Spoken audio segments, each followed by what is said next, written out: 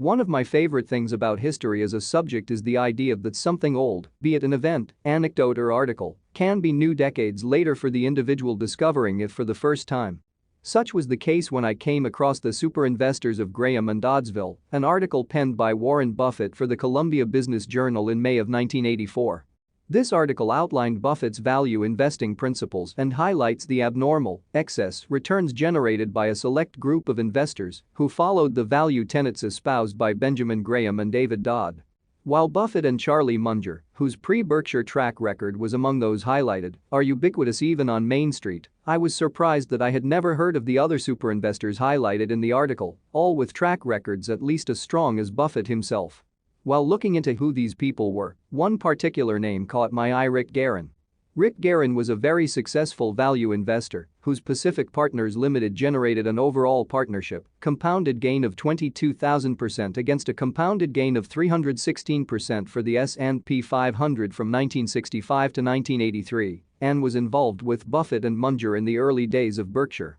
In Graham-and-Doddsville, Buffett describes his sense of Guerin. It is extraordinary to me that the idea of buying dollar bills for 40 cents takes immediately to people, or it doesn't take at all.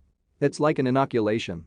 If it doesn't grab a person right away, I find that you can talk to him for years and show him records, and it doesn't make any difference. A fellow like Rick Guerin understands immediately the value approach to investing, and he's applying it 5 minutes later. Most people have heard the story of Ronald Wayne, the third co-founder of Apple, who sold his 10% stake in the company back to Jobs and Wozniak in 1976 for the all-in equivalent of about $10,000 in 2017 dollars.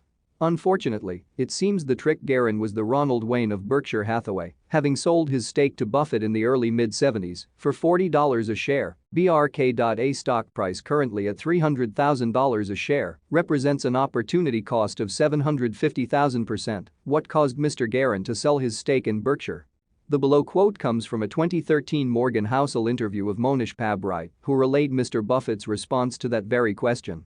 Warren said, "Charlie and I always knew that we would become incredibly wealthy. We were not in a hurry to get wealthy. We knew it would happen." Rick was just as smart as us, but he was in a hurry in the 73-74 downturn. Rick was levered with margin loans. And the stock market went down almost 70% in those 2 years, and so he got margin calls, and he sold his Berkshire stock to Warren. Warren actually said, "I bought Rick's Berkshire stock at under $40 apiece." Buffett's recounting of Guerin's undoing grabbed me, not as a convert to the Church of Value, and not as a lecture on the risk of leverage, but as a lesson on the risk of impatience and the importance of conviction. Every successful value-focused investment fund has periods of underperformance. Despite outperforming the S&P 500 by over plus 5,200% in the last 30 years, Exhibit 1, Buffett himself has had 5 distinct drawdowns during that period, in which Berkshire Hathaway stock underperformed the S&P 500 by more than minus 30%, as high as minus 75% during the dot-com run-up, often spanning significant durations.